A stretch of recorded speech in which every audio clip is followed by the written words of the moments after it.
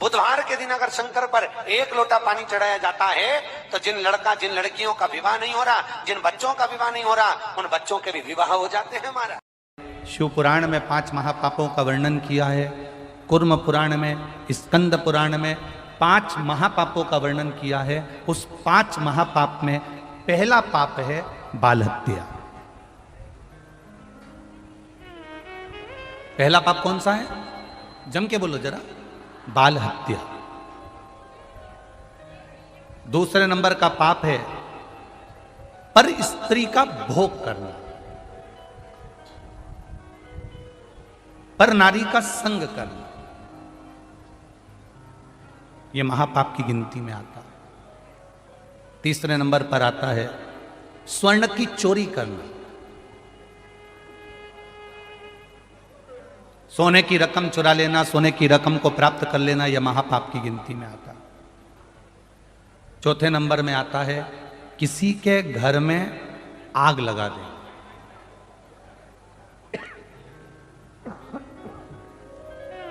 किसी के घर में आग लगा देना, यह महापाप की गिनती में आता है।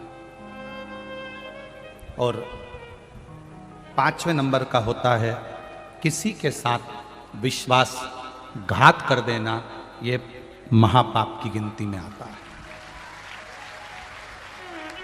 3 चीजों का कभी दिखावा मत करिए। पहले नंबर पर अपनी बुद्धि का, दूसरे नंबर पर अपनी संपत्ति का, और तीसरे नंबर पर अपनी पत्नी का।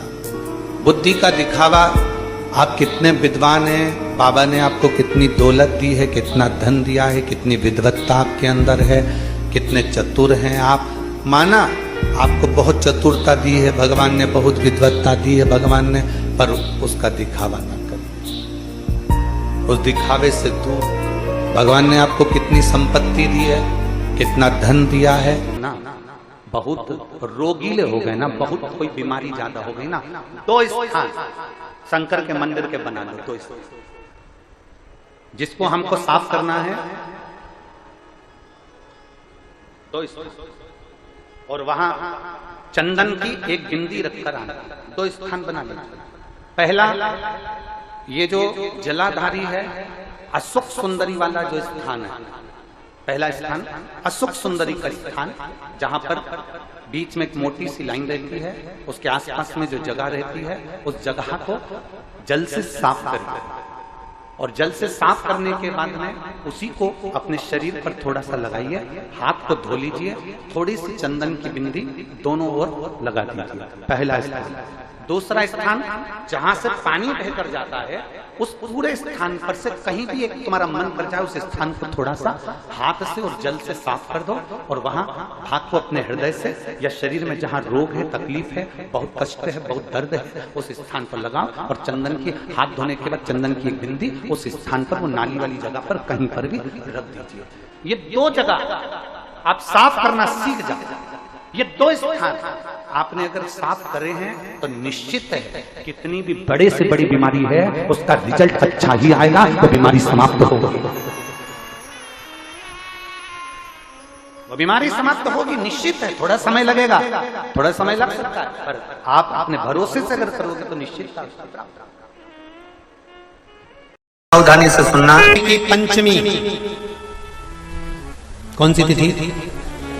पंचमी, चाहे वो शुक्ल पक्ष की हो, चाहे वो कृष्ण पक्ष की। कलश में थोड़ा सा इत्र डालकर शंकर को जब समर्पित करते हैं, तो महाराज घर में अगर कोई व्यक्ति बहुत रोगीला है, बहुत रोगीला, तो शिव महापुराण, स्कंद पुराण का यह भाव याद करिए कि 1 लोटे पानी में इत्र मिलाकर, जल में इत्र मिलाकर, बहुत रोगीला व्यक्ति, बहुत बीमार व्यक्ति है, 1 लोटा पानी उसका हाथ का स्पर्श कराकर शंकर को चढ़ाना प्रारंभ कर दीजिए। महाराज केवल 5 या 7 दिन चढ़ाओ, और वो 7 दिन के बाद में उस बीमार व्यक्ति का क्रम देखिए कि उसमें चने की दाल का दान कोई सहज नहीं है।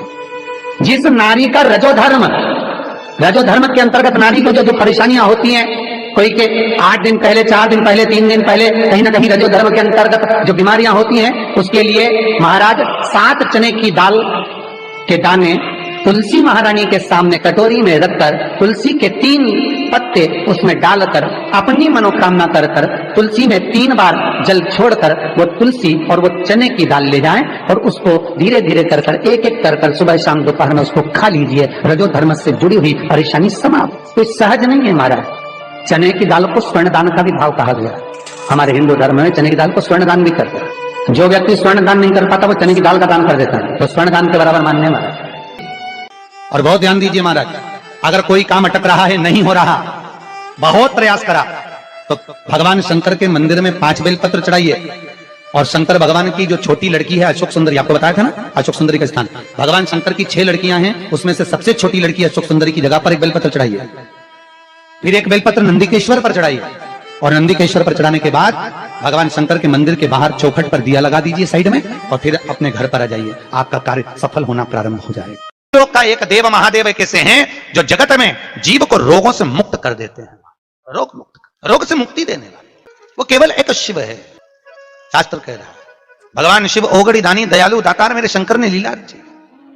आज भी स्कंद पुराण कहती है कि भगवान शंकर ने अन्नपूर्णा के दरवाजे पर पहुंचकर जब काशी में भिक्षा मांगी थी तो अन्नपूर्णा ने कहा था, ए शंकर, मैं उस गरीब से गरीब व्यक्ति का भी भंडार भर के रखूंगी, बस एक गलती नहीं होना चाहिए कि जहां भोजन बने उस स्थान पर बैठकर, उस स्थान पर खड़े होकर भोजन बनाते समय उस भंडार गृह में जूता नहीं होना चाहिए। तो मैं भर दूंगी भंडार। जिस प्लेटफॉर्म पर खड़े होकर माताएं भोजन बनाती, सब्जी बगाड़ती, वहीं पे हाथ में लेके चख लेते। हरिओ जगदम्बा, विचार तो करो। भले तुम भगवान को भोग नहीं लगा रही पर पति तो परमेश्वर है। भले तुम भगवान को भोग नहीं लगा रही पर पति तो परमेश्वर है। पति के लिए कहा परमेश्वर, मतलब भले भगवान की तुमने सेवा नहीं करी, भले अर्चना नहीं करी, भले पूजन नहीं करी, पर पति तो परमेश्वर है। तब नहीं तो वही समझ आए। घर में जो सास रहती है वो भी तो माँ है, जो पिता रहता है वो भी तो बद्रीनारायण है। महाराज फिर क्यों कर भी बनाना तो भी तुम्हारे घर में स्वाद नहीं रहेगा। और जिस मंदिर में, आश्रम में, भंडारे में जब तक भगवान का भोग नहीं लगता तब तक चखा नहीं जाता, चाहे नमक डला ना डला, मिर्ची डली ना डली, शक्कर डली ना डली, भंडारे के भोजन में जब मिला दिया आखिरी में फिर भगवान ने अगर पा लिया तब चखा गया कि अब भोजन में स्वाद है कि नहीं है। तो कभी अन्नकूट की जो सामग्री बनती है, सब्जी बनती है, राम भाजी बनती है, राम भाजा बनता है, मिक्स वेज सब्जी बनती है, भगवान के भंडारे की कद्दू की सब्जी बनती है, उसमें आप भले मिर्ची ना डली, नमक न डला, फिर भी घर में एक पूरी खाते रहोगे, वहां 4 दिन का क्या होगा? क्यों? क्योंकि वहां अन्नपूर्णा स्वयं देने के लिए तैयार खड़ी है। और हमारे घर में तुम चक चक के बना रही, बेटे को दूध भी दे रही तो बोतल में से 2 बूंद टपका के पहले चक ले रही। बाहर चले जाओ, बाहर चख सकते हो, बाहर जाकर पाओ, फिर बच्चे के लिए दूध में शक्कर मिला लो। चाय बनाते हुए गैस के ऊपर चाय रखी है, मई उकल रही, मई से चाय की छन्नी से लेके फिर चख ली। कैसे आए रे अन्नपूर्णा, ये तो बताओ। लोग कहते हैं हमारे घर में सारा सुख है गुरुजी, पर शांति नहीं है। हमने शांति ना जाने चली गई क्योंकि किचन में किचकिच भरा गई। शांति कहां से होगी? इतना किचकिच भरा हुआ है। प्रेम, करुणा, वात्सल्यता, स्नेह, समर्पण समाप्त हो गया। तो लड़का और लड़की का विवाह नहीं हो रहा, बहुत हताश हो गए, परेशान हो गए, विवाह संबंध जमी नहीं रहा। किसी भी बुधवार के दिन तांबे के कलश में चने की दाल को भर लीजिए, किसी भी बुधवार, और तांबे के कलश में चने की दाल को भर लो, उसमें 2 गोल सुपारी रख लो, पूजन वाली सुपारी रखकर 2 सिक्के उसमें रख लो, पीले कपड़े से मुख बांध दो, उसका पूजन करो बुधवार के दिन भी, और गुरुवार के दिन उसका पूजन स्नान करने के बाद करना। पर घर में किसी से बात मत करना, मुख से शब्द मत, मुख झूठा मत करना। पूजन करने के बाद उल्टे हाथ पर कलश को रखकर सीधे हाथ से ढककर कोई ब्राह्मण के घर में जाकर साथ में किसी को ले जाओ, बिना बोले, बिना बात करे, बिना कहे, साथ जाकर ब्राह्मण का दरवाजा बजा दे, बात कर ले और तुम्हें गया वो, पर तुम्हें नहीं बोलना है। और वो कलश ब्राह्मण की अपनी कामना कर कर वो कलश का दान दे दिया जाए। महाराज ज्यादा से ज्यादा 4 महीना, 3 महीने के अंदर विवाह संबंध पक्का हो जाता। विवाह से फिर निवेदन करा, चने की दाल का व्याख्यान वर्णन फिर किया गया।